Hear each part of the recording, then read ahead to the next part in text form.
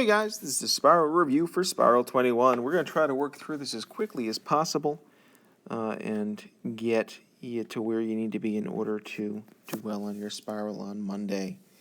First things first, we've got some rational equations. There are no sequences here. I don't know why that's still on this section. That's from an old version of the spiral. But first things first, we got to do some factoring. Okay, I'm going to factor each piece of this. My goal is going to be to get some common denominators because I've got a plus in the middle there. And then solve this equation. First things first, 7x squared minus 42. I know I can divide both of those by 7, and I ended up getting 7 and x squared minus 6 on top. On the bottom of this, we end up getting a 2x plus 1 and an x plus 1. And then we've got 2 over x plus 1. And that's going to be equals to 4 over 1. Okay, I got 2x plus 1 there, but nowhere else. I'm going to add that here. So 2x plus 1 multiplied, and 2x plus 1 multiplied again. On my 4, I don't have either of those things. So I'm going to do a 2x plus 1, and 2x plus 1.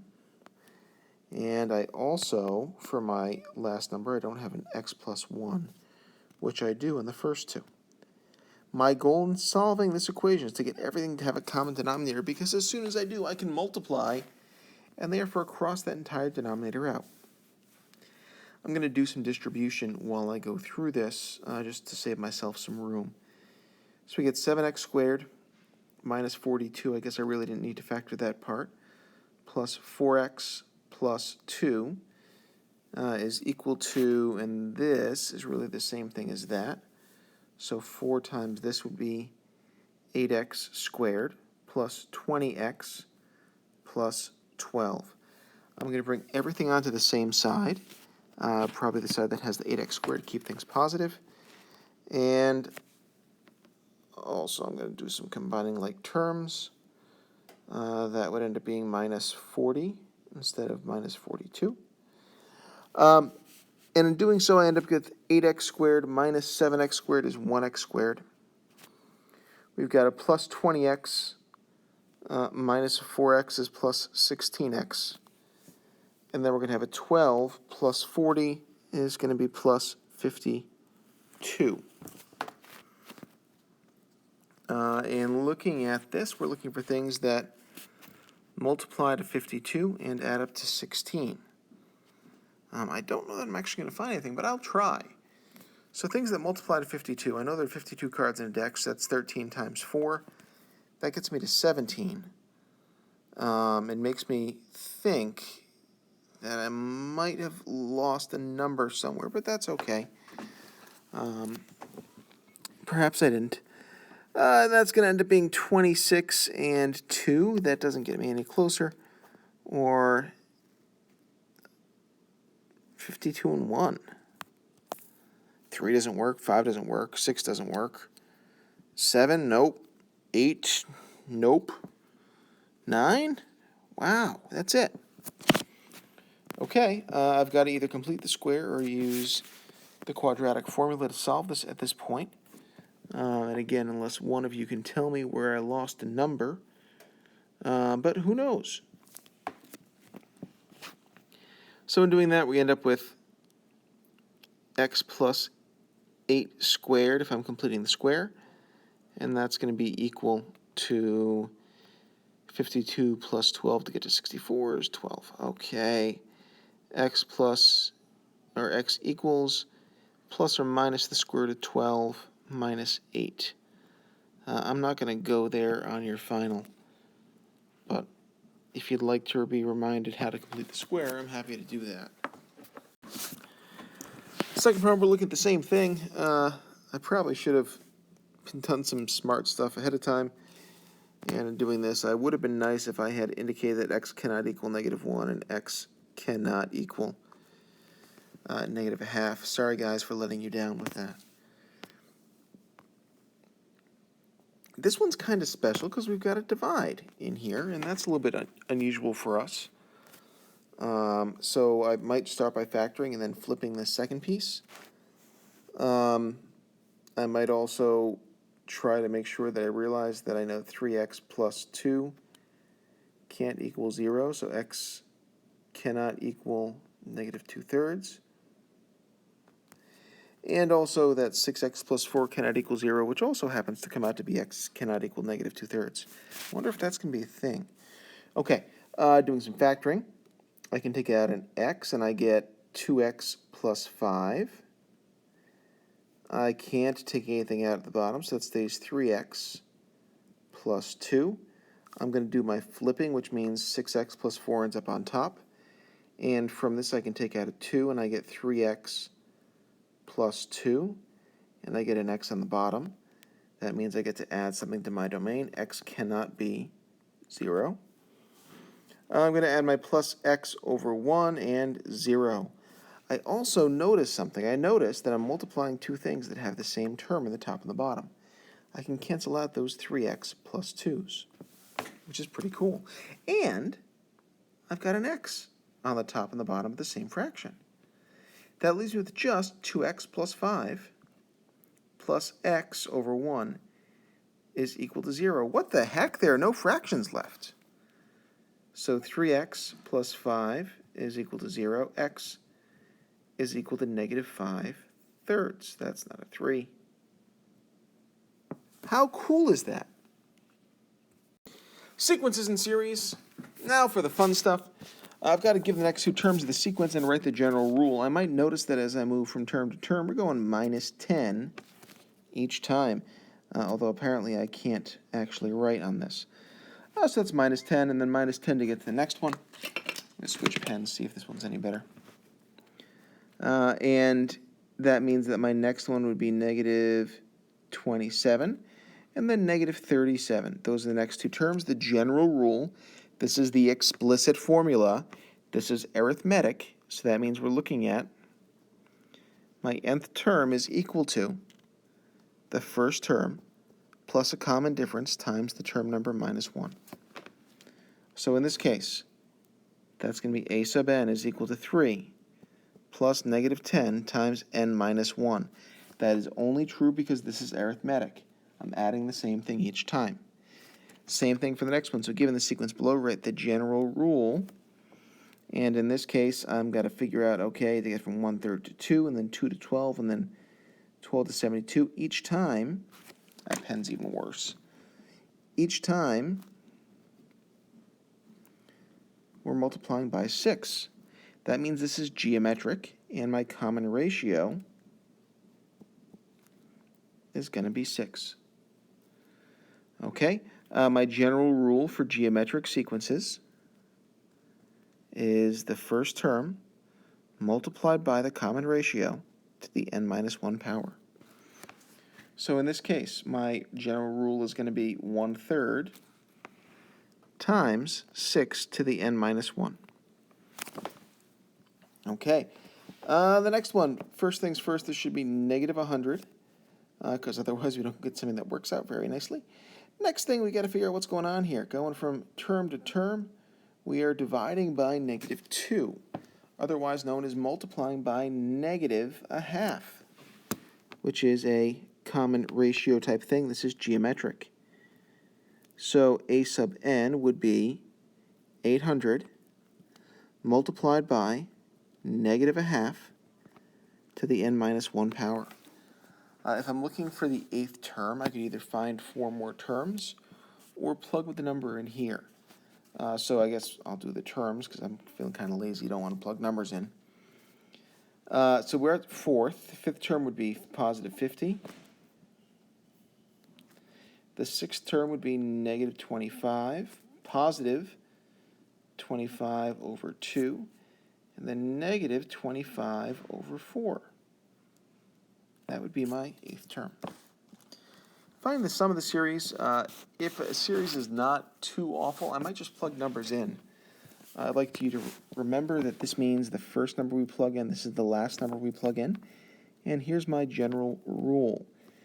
So this is saying 3 squared minus 2 plus 4 squared minus 2 plus 5 squared minus 2 and and plus 6 squared minus 2.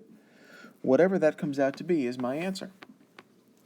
So that's 9 plus 16 is 25, plus 25 is 50, plus 36 is going to be 86, minus 8 is going to be 78. Same thing for the second one. We've got 6 of these terms, but that might be a little bit easier than trying to find some kind of a way to deal with this. I'm going to start writing them out. So we got 1 plus 1 over 1 plus 2 plus 1 over 2 plus 3 plus 1 over 3 plus 4 plus 1 over 4 plus 5 plus 1 over 5 and plus 6 plus 1 over 6. I'm going to add the integers up first because that's something that I can do without too much insanity. And I end up getting 21 plus 1 plus 1/2 plus 1/3 plus 1/4 plus 1/5 plus 1/6. And I could add those fractions together. I'm not going to at this point because you guys know the general premise of this. And this room is really warm right now. I want to leave. For the next one, I really don't want to do 21 terms. I can see this is geometric. And I know I have a partial sum formula for a geometric sequence. Geometric series, rather. So that's going to be first term times 1 minus the common ratio to the last term's power. And we're looking at that divided by 1 minus the common ratio. So in this case, we've got 5, 1 minus 3/2, and that's to the 21st power. And that's over 1 minus 3/2. Because of that 3/2 to the 21st power, I'm probably not going to actually do that out. But if you did, I think you end up getting something like negative 46,000, something lovely like that. For number 8, we're looking at a similar thing. I probably don't want to do this out with 8 terms, so I might use that same partial sum notation. And again, just like last time, I'll give this to you on the board. So we got r to the n over 1 minus r. And we're looking at 8, 1 minus 1/6 to the nth power. And that's going to be the 8th power. Everything's 8s.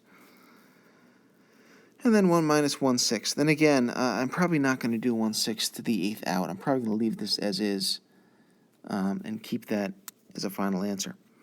Number 9 is where we get interesting, because now we're looking at an infinite series.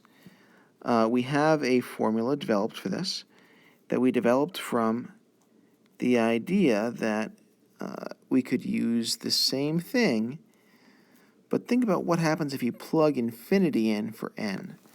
Again, this is not real math. This is kind of like a thought process math, because we don't actually plug infinity in for a number. That's not a thing. But we can kind of see what might happen. First things first, this r value has to be less than 1. That's a big deal, because if I multiply a number that's bigger than 1 lots of times, all that happens is the number gets bigger. What's special about it if it's less than 1 is if I multiply it lots of times, which is what I'm doing here, that eventually turns to 0, because we keep multiplying to a smaller and smaller number. And as that becomes 0, we're left with a different formula that's a lot easier for us to use, which is just this guy, the first term, divided by 1 minus the common ratio. So 5 divided by 1 minus 2/3, or 5 over 1/3, which is 15. Next up, we got to do some graphing. I had asked you to make some tables for these guys, and we talked about choosing numbers that made the exponents make sense. That's -1, 0, and 1 for my exponent. The numbers that would make that true here would be 0, 1, and 2. And when I plug those in, so 3 to the -1 is 1/3, 2/3 minus 5 is -4 and 2/3, or -14 over 3. 1 being plugged in is going to be 2 minus 5 is -3. 2 being plugged in is going to be 2 times 6 is 2 times 3 is 6, minus 5 is 1. And we've got a horizontal asymptote of negative 5. 2, 3, 4, 5. So 0, negative 14 over 3 is going to be somewhere there. 1, negative 3. 2, 1.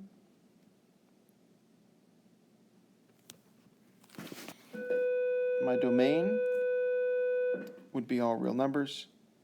And my range would be y is greater than negative 5.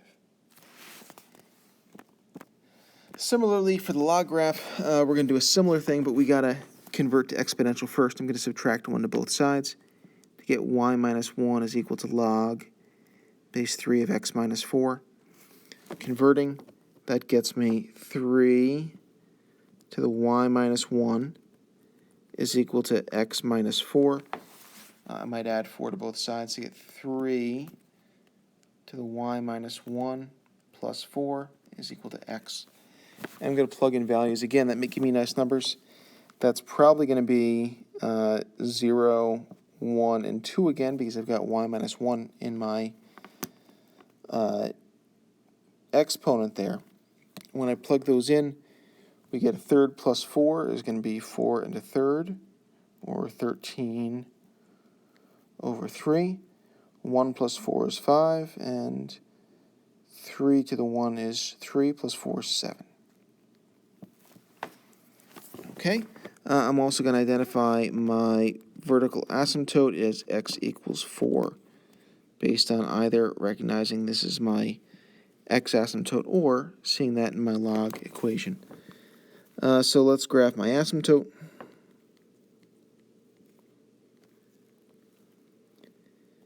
Then we get 5, 1, 7, 2, and that's like 13 over 3, 0. Something like this, but hopefully actually hitting your points unlike I did. Writing an equation, we got to use what we know. We're going to use this form. And the first things I notice is that my asymptote here is going to be 1. That's my k value. I'm going to start out with an equation y equals ab to the x plus 1. Next, I'm going to go for my y-intercept because that's an easy point to use. And that's at 0, 3. So 3 equals ab to the 0 plus 1. b to the 0 is just 1. If a plus 1 is 3, that means that a equals 2. I'm going to plug that in also. Y is equal to 2b to the x plus 1. And now I'm going to look for a nice easy point. This looks like the point 1, 2. So we get 2 equals 2b to the 1 plus 1 minus 1 on both sides, divide by 2, and we get b equals a half. My final answer is going to be y is equal to 2 times 1/2 to the x plus 1. Same thing for our next unnumbered problem.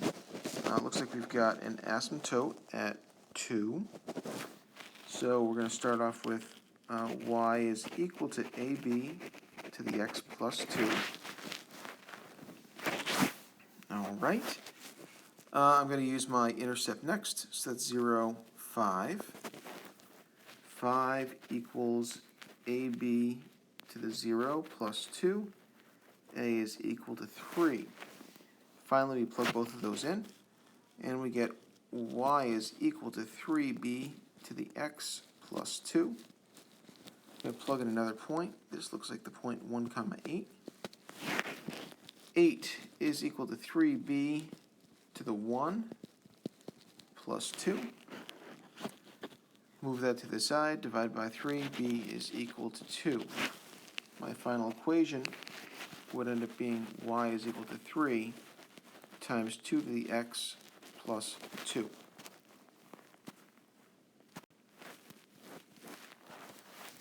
Next up, we got some converting. This is based on the principle that if I know that my log of base b of a is equal to e, that means the same thing as some base to an exponent. That's supposed to be an e. Is equal to a. So converting literally means I'm taking this and writing this as log base 3 of 81 is equal to 4. Similarly, my base here is log base 128 of the answer is equal to the exponent. Evaluating each logarithm, a lot of you guys write this as equals x first, and that's totally fine. That would mean that this is 2 to the x is equal to 1 over 16. That means that x is equal to 4 negative because it's upside down.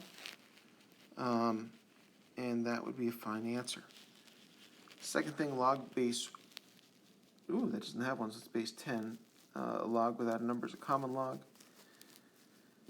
So log base 10 of 1, if you haven't learned that every log of anything, or log base anything of 1 is equal to 0, guess what? Log base anything of 1 is equal to 0.